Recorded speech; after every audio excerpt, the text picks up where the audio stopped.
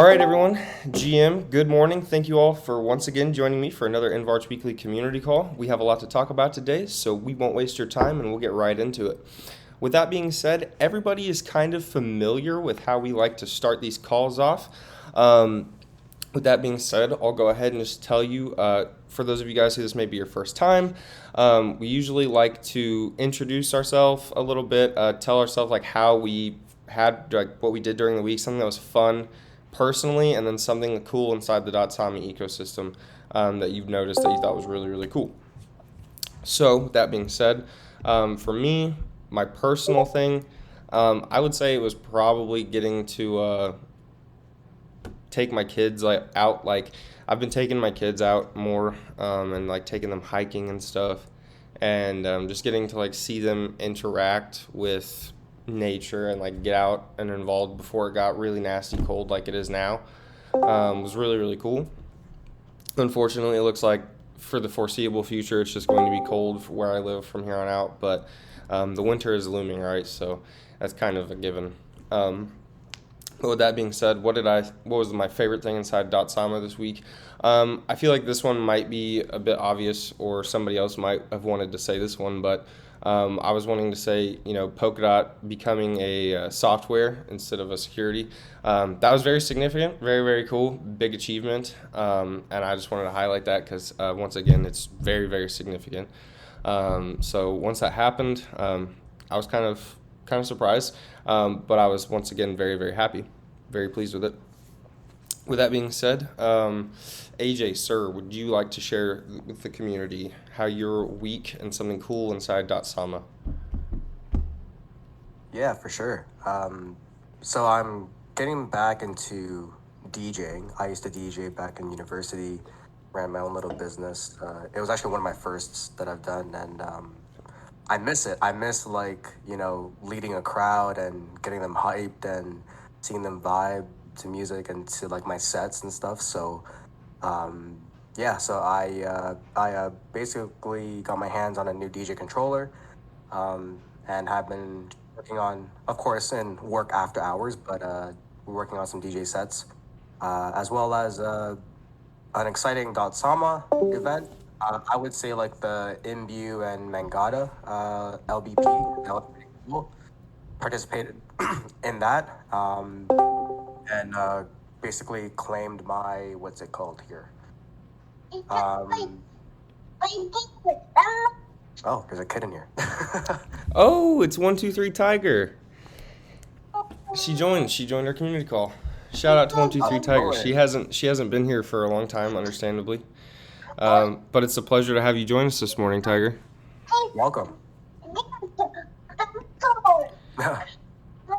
But yeah, so I just claiming my position on that. That was fun to participate in. Brought back some memories of the very recent Tinker LBP. But Absolutely. Absolutely. No, yeah. The Tinkernet LBP was awesome. But yeah, that's a good one too. That is a very good one. Sorry, really quickly. I'm just letting them know I had to server mute them. Anyways, with that being said, we can, from here, move on right into the subjects. So with that being said, does anybody else really quickly want to tell anybody how their week went? Anything exciting in Sama? Definitely want to add. If you guys don't know, I have moved over to a star. My title is now Content Creation Manager. That's been a huge transition. A little bit of last week with San Francisco, did the Polkadot Summit, and it was amazing to see a lot of these faces that don't have a face to the name, but now they do. Yeah, absolutely. And yeah, it's great to meet people in person. It was nice. I got to see Dakota a little bit. He's everywhere, talking to everybody, of course. Busy guy. Yeah, it's been great. I've been doing this Swanky Suite, if you guys haven't seen that. Big on lots of smart contracts, and so that's kind of like my focal point. And yeah, just getting back into the groove this week. Well, yeah, once again, big congratulations on that. I know that once you said that you had joined the A-Star team publicly, I was like, wow, that's awesome. Like, congratulations, Dustin. Because I know you had told me, like, A-Star was one of your favorite projects back in the day when you were still working for Darwinia. Of course, I don't think at that point in time you had any intentions of working for them, but you were just a big, big fan. So it's really cool to see somebody go from such a big fan to like working directly with the team. That's awesome. Once again, congratulations, man. Really, really cool. And I love A-Star myself. Thank you. Um, but with that being said, guys, once again, awesome, awesome. Congratulations, Dustin. We will go ahead, though, and jump right on into the subjects. So with GitArch, things have been a little quiet, and simply because we're doing this whole private beta event and kind of keeping everything under wraps, letting everyone test the waters, the teams that are getting to do that, and getting to see what they do, what they're able to do, how they're interacting with GitArch itself. And so far, it's been really, really cool from what our developers are telling us. What we're seeing is a lot of curiosity and a lot of engagement. And also, from what I was told, I do apologize. We still do not have a tangible recording to provide for all of you regarding the GitArch technical discussion. So I do apologize for that. We were hoping by this Friday we would have something for you all, but at this time we don't. If that does get released publicly, we will be sure to once again notify everyone in the community and tag you guys so we can all go back and watch it. I haven't gotten to listen to that conversation myself. The only individuals who did were the individuals who actually attended the summit in person. So like, I don't know. Dustin said that he attended the summit in person, but I don't think he actually might not have gotten to listen to the GitArch technical discussion. I don't know. But regarding that, once again, if it becomes available, we will share it with you guys immediately. But just be aware, GitArch is still doing its thing. This private beta is a 4-week long period from the moment that it started. So during this 4-week period, we're really just testing the waters, seeing what can be accomplished, seeing what these developers wish they already had as tools, so we can implement that in the future, etc. And so far, things have been going really great. And so far, from what the feedback that we've been getting from the teams that are participating in the beta is that they love it. They do think that this is basically a great future for a decentralized version of GitHub. With as strong as GitArch is going to become once it's fully ready for any developer to access, I can only imagine what we will see be able to become possible on that. I'm excited for GitArch to go like 100% just live to the public, but right now the private beta event is ongoing and it is very exciting. With that being said, that's really all that we have to discuss regarding GitArch this week, so I apologize for that.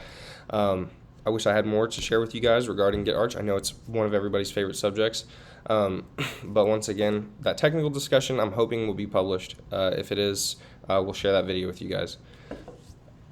So regarding InvArch this week, once again, I do want to highly encourage everybody, if you guys know anyone who would be interested in a multi-chain builders program directly hosted by InvArch, I hope you guys have shared this with them already. If not, I ask that you do.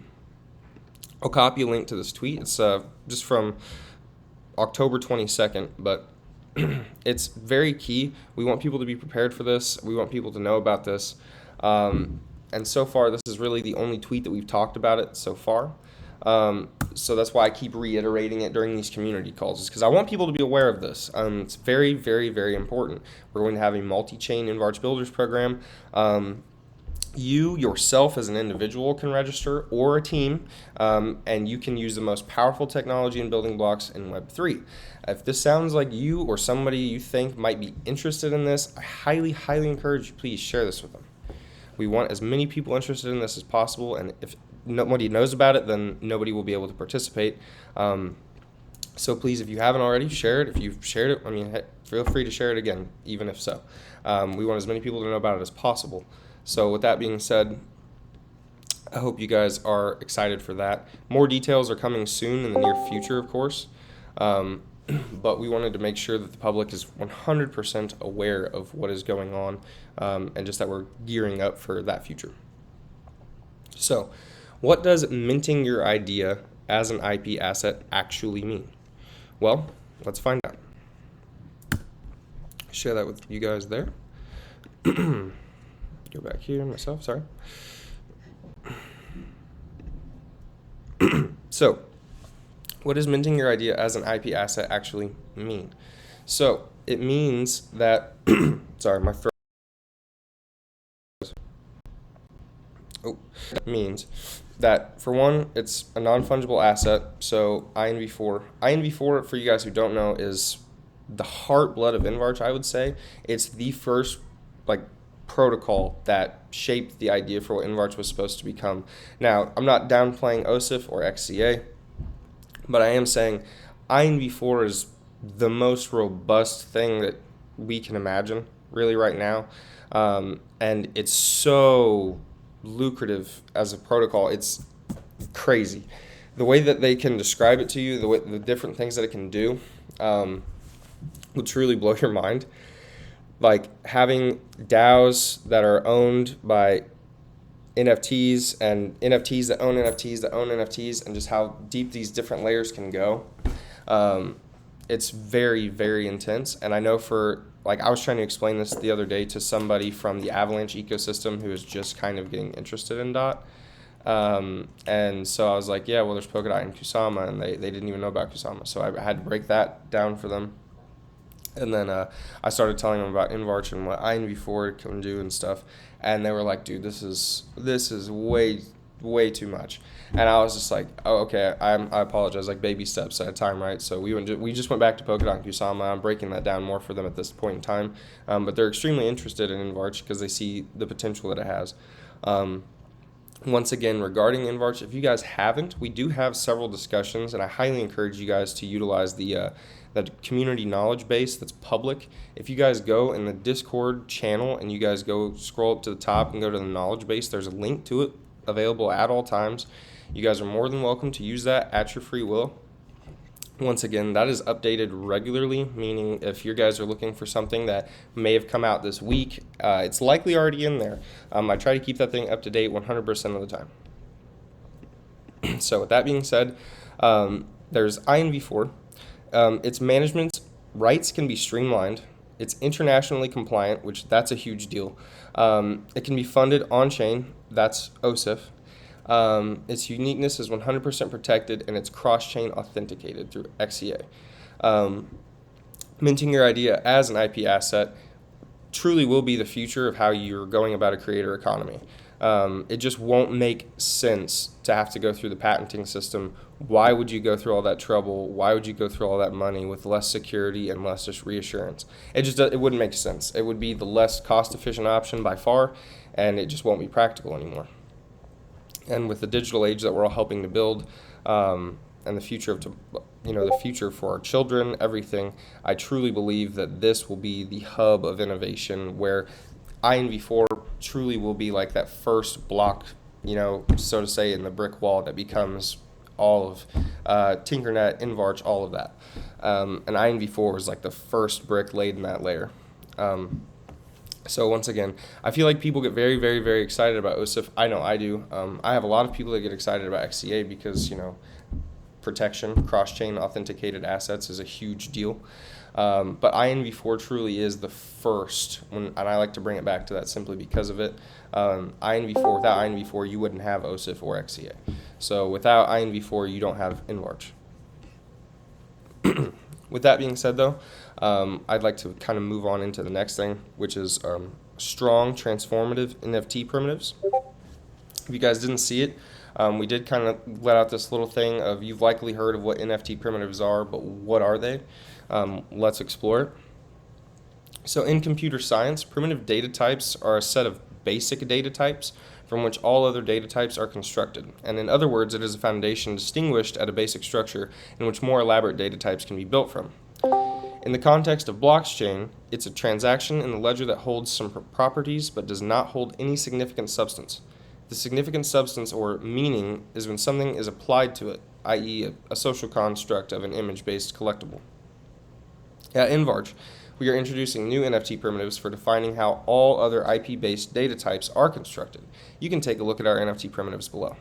I'll share the link to this tweet directly in the thread. just so you guys can look at the image that we're talking about. There we go. But, so you'll see here, it has the terms, the abbreviations, and the descriptions. So an IP set or intellectual property set is an on-chain repository and folders consisting of interchangeable IP files that feature various IP tokens. Then you have intellectual property files, or IPFs. They're omnicomposable and cross-chain authenticated assets powered with MARC NFTs and piracy-proof files. Then you have intellectual property tokens, or IPT, multi-tiered fungible assets pegged to IP sets, realize refungible ownership, join copyright, and various multi-utility purposes. Intellectual property licenses, IP licenses, or IPL. You have on-chain copyright, licensing, and version control management, customizable, internationally compliant, and attached to every root IP set. So that's the NFT primitives that InvArch is bringing to the forefront of innovation. And that's why, once again, we like to often boast that we do have, we believe, the strongest NFT primitives in the ecosystem. It's for a good reason. These licenses, for example, are huge on-chain copyright licensing agreements. You taking trust out of the equation is a huge deal for a lot of people for obvious reasons.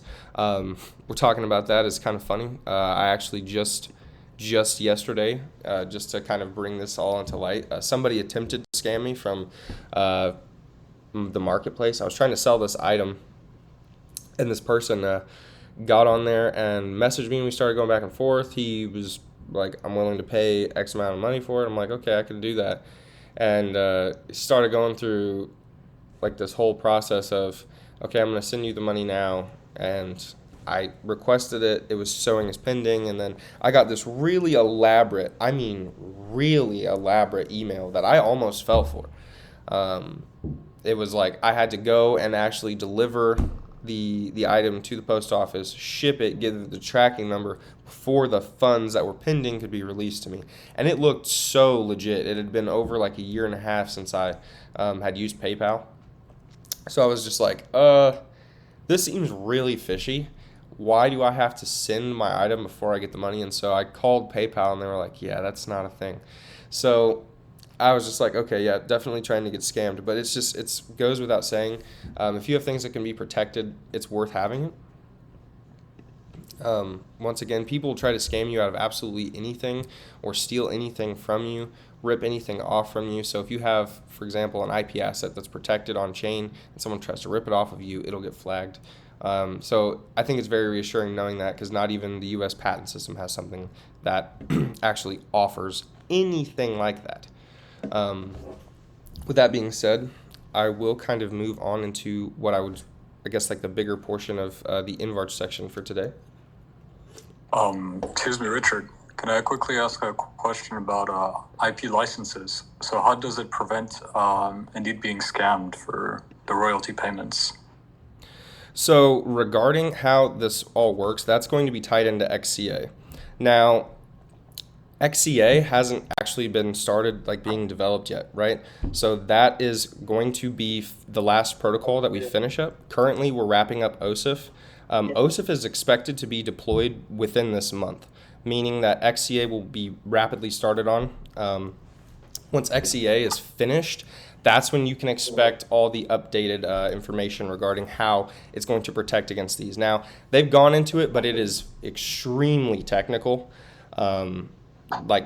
Extremely technical. It goes down to like the hash rates and stuff.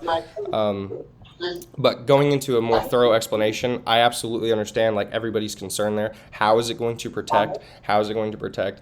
All I can say right now is you can trust that XCA is going to be able to do that. Now, I can tell you as well, if you're interested in getting like a bigger explanation of XCA, I can't do it right now myself, but if you go back onto our Medium, you go to our EduSeries, we have a EduSeries collection that breaks down the protocols, one of them being XCA. So it kind of gives a more thorough explanation of what you can expect the protocol to be able to do. Although I will say, with the way that the developers here at InvArch innovate, I would assume from the point at which that EduSeries article was published, they've probably innovated it a little bit more. I wouldn't, that's not 100% certain, but I just know these guys really well, and they never like to leave something the way it is. Like, if they think of any way it can be improved, they're going to stop what they're doing and somehow try to find a way to implement it. If it's better for the user, that's what they're going to do. So with If I that could being just chime said, in here, sorry, Casey. Maybe this will help answer the question. So if you take everything what you know about InvArch, let's say we go back to, because the whole thing goes back to the InvArch protocol, and one of those things is the IP token. So it's very unique compared to other crypto utility tokens. With it, you can assign ownership rights, so either whole or fractional. You can streamline allocation distributions, provide access rights, and determine voting weights, and obviously so much more. Now, with that being said, what started off as IP licenses will actually evolve into what's called smart licenses, which you can actually check it out on the invarch.network/technology page, which is them being simply like stored on directly within NFT metadata, has evolved a lot more smart licenses. Like, imagine IP specific smart contracts with less trust and more truth. And then within these smart licenses, you'll have smart contract, the smart contract that will define the tokens and their weights, their allocation amount and their addresses, tokens for royalty streams, as well as reputation tokens, and terms and conditions that are defined as smart contract logic, which can include conditional logics and different triggers, governance structures, as well as the fungible tokens may be defined as different classes intended for application specific purposes. So initially, they're utility specific smart contracts, and the security is already built in, I would say, in the nutshell. So hope that helps. Okay, thanks a lot, AJ and Richard. That was a great answer. thank you, sir.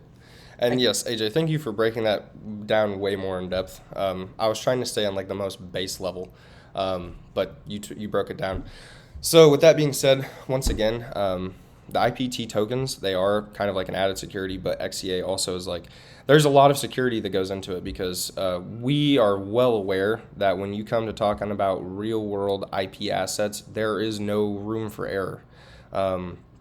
It's kind of like these people that we were talking to, they're a commodities industry and they were wanting to build a chain, and they're like, you just cannot mess up.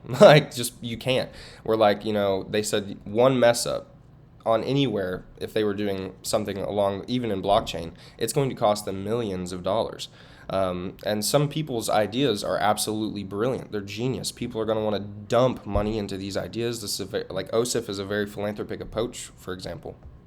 So with that being said, I think it's well worth noting, trust is definitely at the forefront of what we're dealing with, and we're trying to eliminate as much trust from the equation as possible. That way, you're not so worried about the individual who you're doing business with. You're just trusting the smart contracts, the smart licenses, and all of those things to do exactly what they're supposed to do, and function the way that they're programmed to function. With that being said, though, once again, AJ, thank you for a very much more in-depth technical breakdown. I would like... Someone's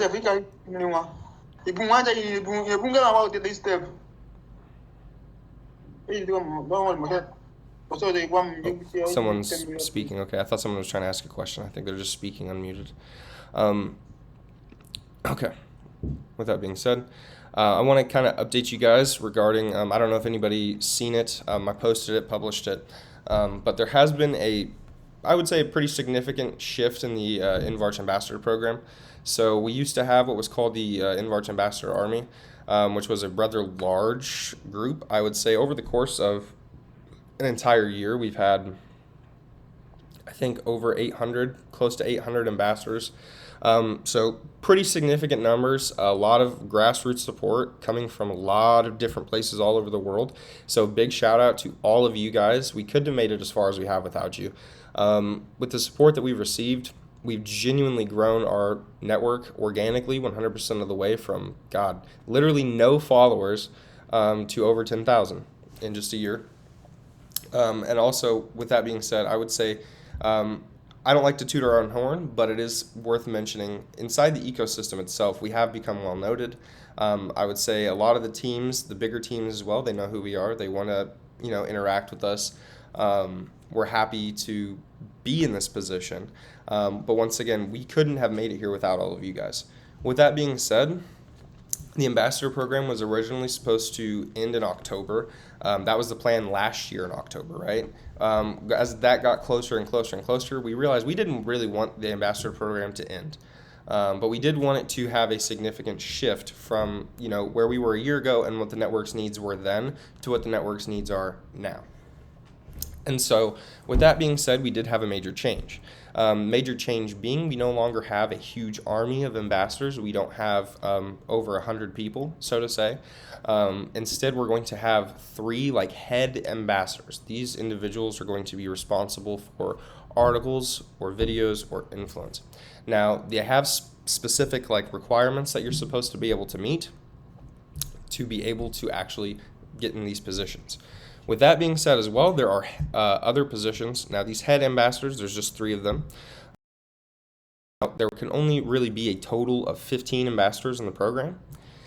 The other ones, you can look in the regional ambassadors breakdown, and the reason we did it this way is so that way we can have one representative from this area, region, or country, whatever you want to call it, that basically is able to communicate extremely well between English communication with us and their native tongue there to be able to break this down for their community and explain it.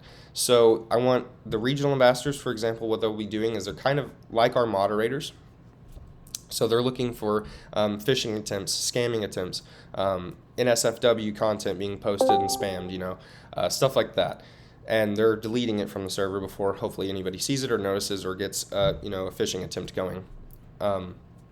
Now, the other thing is that these individuals will do is they will also be responsible for providing translations. So let's say, for example, I'll use the North American one because they speak English pretty well. Canada does speak a bit of French, I believe, in certain parts of the area. I know AJ could probably confirm that for me. But with that being said, North America, so for example, the key countries in North America is America and Canada. So we would have 2 individuals from a representative from each of those countries. The United States currently is already filled, and that is Mike. He's actually here in this call, so shout out to Mike. If any of you guys are from the U.S. and you want to get familiar with InvArch or you have some questions, please reach out to Mike. He's here as a Mike AF DGen Ambassador. That's his nickname here on the server. So feel free to reach out to him as well. I will be making you guys well aware as well. This Notion page is public, so I'll drop a link to it here really quickly, actually, so if you guys can check it out if you want to.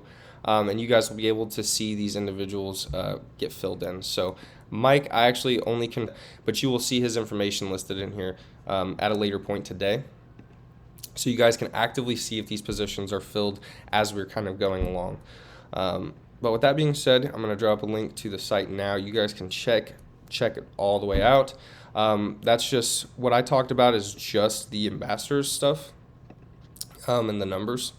I didn't talk about as well as we have in there. Sorry guys, my throat is killing me. It's really sore. Okay. We have incentive structures here. That's published as well. Contribution submissions, what we expect. And then lastly, we have expectations and program rules.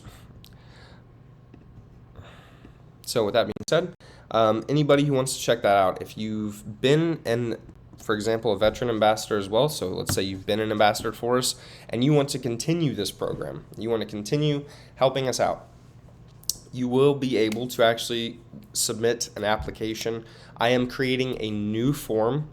The only reason I say Mike is already confirmed is really there was only 2 U.S. moderators at the time.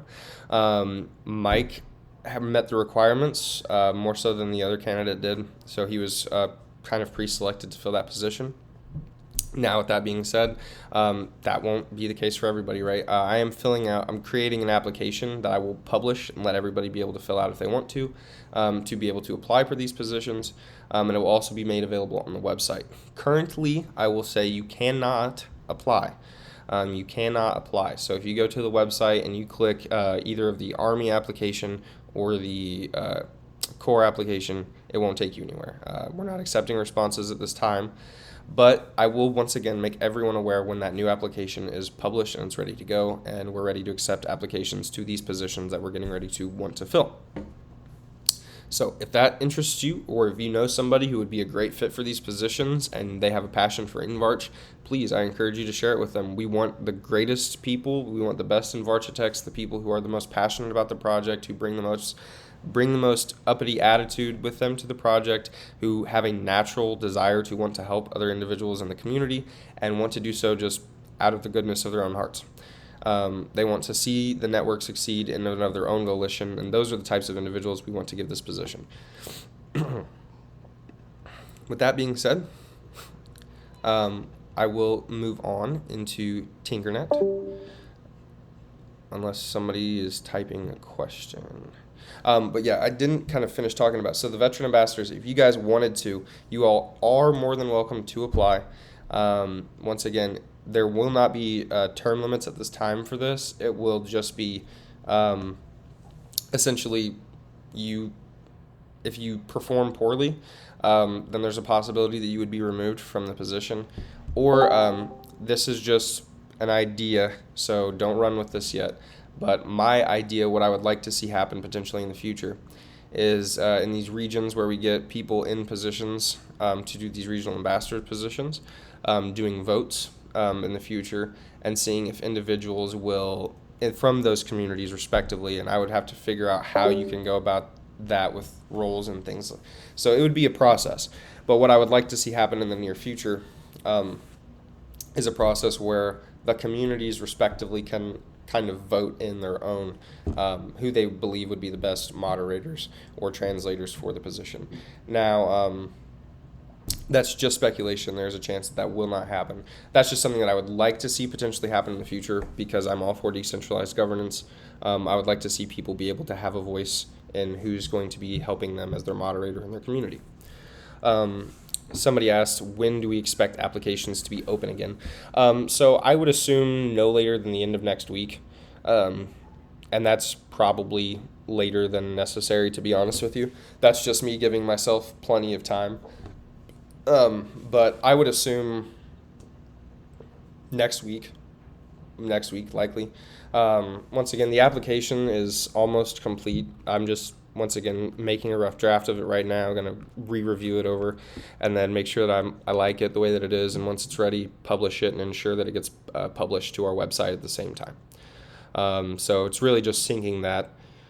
But once again, if you guys are interested in those, you guys are more than welcome to apply. I will say likely you will have to have a in-person interview. So it is required that you have good English skills. One of the things that you will have to do, of course, is if you're in these positions, is providing translations for your respective community. So if you don't have strong English skills, unfortunately, you likely will not get the position. And I'm just being 100% transparent about that now, just that way nobody's feelings get hurt later on. It's just simply because of the fact that we want you, as the individual who will be the representative of your community here, to be able to translate what we're communicating to the broad community as a whole. We want you to be able to break that down and us feel confident that you're translating it accurately and appropriately for your community. So with that being said, I'm sorry guys, I can't keep discussing more about the ambassador program. I know people keep having questions about it now, and I'm getting a lot of DMs. But with that being said, I'll have more time to discuss this later. If you guys have questions about it, of course, my DMs are open. Moving on from the InvArch Ambassador program and InvArch as a whole, moving on into Tinkernet. So with that being said, Tinkernet, as you guys are well aware, I can't give an exact timeline, but we will tell you it is likely going to be this month, and things have been going really well with testing OSIF and getting it developed. I'm excited to see it once again go live. Philanthropic staking is a huge deal, and I don't think a lot of people have really grasped that yet. Whenever we talk about philanthropic staking, things can get pretty crazy. We can go pretty in depth. I like to talk to, ironically, of all people, I like to talk to my barber, about OSIFs, like staking and things like that, and like what I would like to see brought to life. And he's always like, man, this is way above my head. Like, I don't know how you guys do this stuff. This is so cool. I have to get into this. He actually participated in the TinkerNet LBP, which was kind of cool. So, but with that being said, OSIF is coming soon to TinkerNet, as well as OSIF staking. So I hope you guys have been holding on to your Tinker. We don't want everybody dumping, of course. We can't control that as well. Currently, I will say I don't think Basilisk is back up yet, so it's still kind of bricked, so you can't swap right now. Once again, as soon as that is back up, we will let you guys be fully aware. We apologize for it. We know it's frustrating. But with that out of the way, once again, just be prepared for staking and OSIF to go live. I wanted to stress, what does building on TinkerNet mean? So your ideas, once again, are minted on chain, thus becoming immutable and transparent. Your project is exposed to a community looking to give feedback, and people can stake Tinker to your project via IP staking to help kickstart it. So one of the things that we often get asked about regarding ideas is, what if I have a really, really bad idea?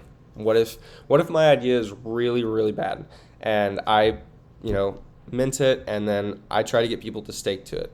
Well, that's the beauty of it, is they're going to be able to fully see what your idea is.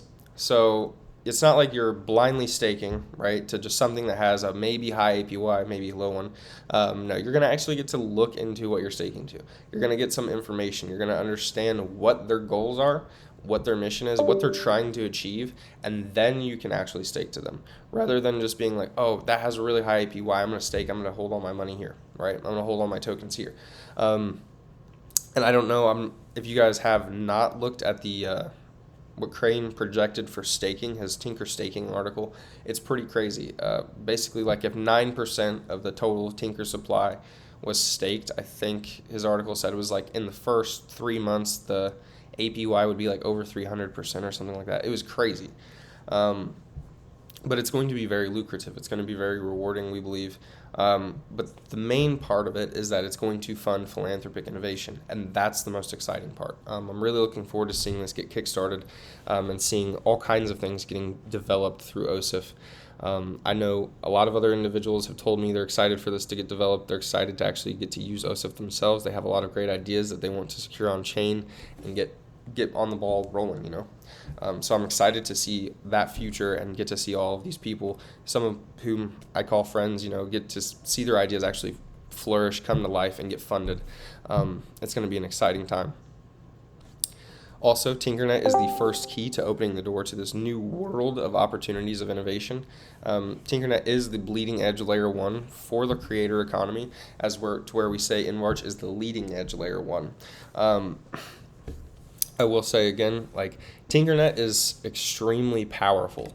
And one of the things that I think people like to always say is like Polkadot and Kusama, while they are like, neck and neck, they are their two own separate beasts. And InvArch and TinkerNet are no different. InvArch is extremely powerful, right? We're going to be going soon, I hope, in the very near future. You guys can expect like an exciting announcement regarding like how things are going regarding InvArch. We're kind of eyeballing when we would like to go for a slot on Polkadot, trying to time that perfectly.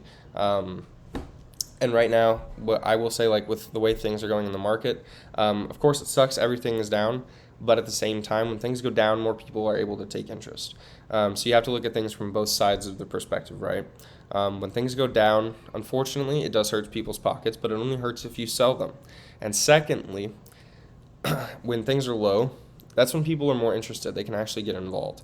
Like, for example, when I learned what Bitcoin was 2 years ago, I wouldn't say I learned what it was 2 years ago. I knew what it was in 2017, but I really took interest in it in 2020, 2021.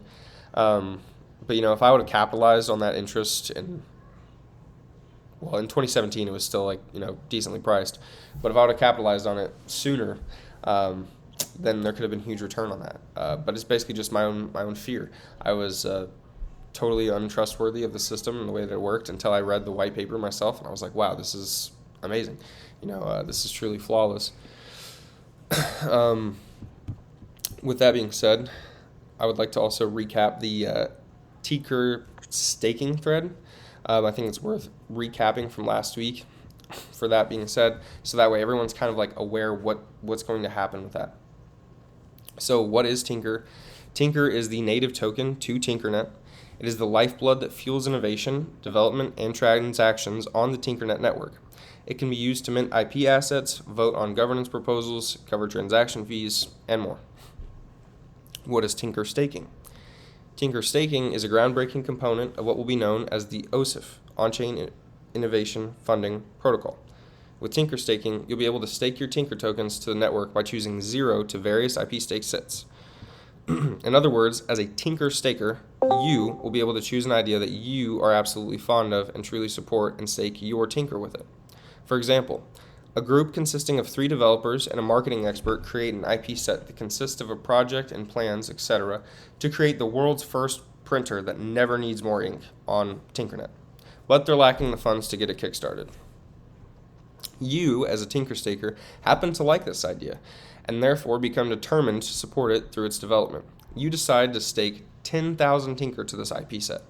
By staking your Tinker, you are supporting an idea, an IP set that you truly believe deserves yours and others' support. By supporting such projects on Tinkernet, you are helping to create and establish intellectual property value. It's worth noting, Tinker staking rewards and therefore Tinker token dilution are locked to 10% inflation each year of the total Tinker supply. This ensures that Tinker holders, This ensures that Tinker holder dilution are, as Crane put it, kept in check, while it gives significant opportunity for early investors. To help illustrate Tinker staking in a more numerical and financial data fashion, Crane has an article that is available in this Tinker staking thread, and I will publish the full links to the thread right after this. To highlight the above article, though, unvested tokens will not be subject to inflation. Early investors can look to add another 25 to 45% in the first 3 months of staking. If 9.62% of Tinker holders stake their tokens on chain, it will give rise to an APY of 328%. That was what I was talking about just a little bit ago. How can you get some Tinker? You'll need a wallet like We Are Talisman or the Talisman wallet or the Nova wallet, etc. And you have to purchase some KSM. You'll have to bridge it over to Basilisk. I would probably wait until we just notify you all that Basilisk is back up and that you're able to swap Tinkernet back and forth as well. But we have plenty of guides available on how to do that. If you're curious, if you haven't done it before, you're nervous, there's guides on our YouTube channel. There's also guides in our Medium. So if you guys haven't done it before and you're nervous, there's plenty of walkthroughs. Just go on YouTube or Medium. You can find one there. After you buy the KSM, you have to bridge it once again, and then I'm not going to go over that part. So when you're on Basilisk, though, you have to swap it. You click Choose KSM under Pay With, and then you choose Tinker under You enter the KSM amount that you want to trade, and then you click on Swap and confirm your transaction. That's it. With Tinker staking, though, it breathes new life into innovation. It's going to revitalize on-chain philanthropy, and it brings ideas and projects to life. Tinker staking is going to go live soon, so hold on to your bags a little longer. So there's lots of excitement to look forward to with Tinker staking. I'm extremely looking forward to it. Once again, I'm excited to see all these philanthropic things be able to come to fruition. That is all that I have covering Tinkernet this week. So now I can get into just our last subject, which is, of course, UtLDAO. So just to cover some statistics real quick for you guys. We're still the 4th top collection on Remark of all time. Really quickly, let me drop the link to that thread. I said I would do that, and then I'm going to drop the link to the collections, so people can verify that if you want to.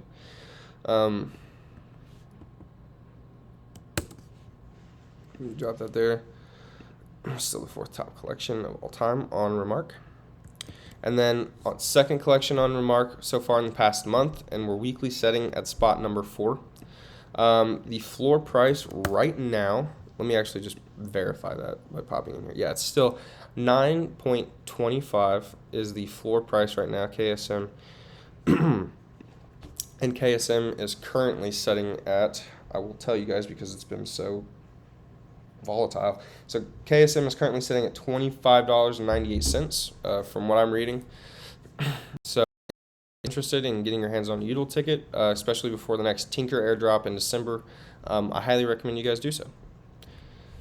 With that being said, the last time I checked, yesterday at like 6 p.m., the volume was 3,350.9 KSM.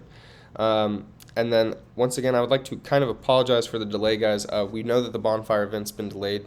There's just been some things that we have to basically confirm that we can have them on the UDLs, essentially, through this file, which we can. We've confirmed that. It's just making sure that it's actually composable. So as soon as they're actually 100%, they are like confirmed that we're good to go composability-wise, we'll have the bonfire burn event as well. So, with that being said, we apologize. It's looking like it's going to be very, very soon, though. We'll, of course, keep you guys updated on that announcement. And, of course, it'll come first in UDL DAO. If you guys are a member there or a visitor, you guys can expect to be notified there. So, with that being said, guys, that is the full weekly update. I hope you guys have had a wonderful weekly update. Does anybody have any further questions? Sasso, I seen your question. Will you let us 28 days in advance when you plan to participate in the Polkadot crowd loan, or do you plan to go self-funded when the window opens? Oh, no. We won't be self-funded. So we'll let you guys know 100% in advance, of course. We wouldn't want to be self-funded. That would defeat the whole purpose of it, to be 100% honest with you, at least for us. We like to do everything 100% organically and transparently. So if you guys look back, like for example, on the Tinkernet crowd loan, extremely organic, awesome success. I can't believe I just said awesome. Extremely awesome success. But yeah, you guys can expect that 100% in advance. Once again, we'll let you guys know. We're keeping you guys updated on that. So once again, hope you guys had a wonderful community call. I love giving you guys the updates. We're going to have a great weekend. I hope you guys have a wonderful weekend. With that being said, guys, I'll see you all next week for the next InvArch Weekly Community Call. Have a wonderful rest of your week, guys. I'll see you next time.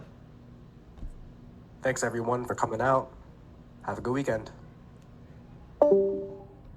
Thank you, community.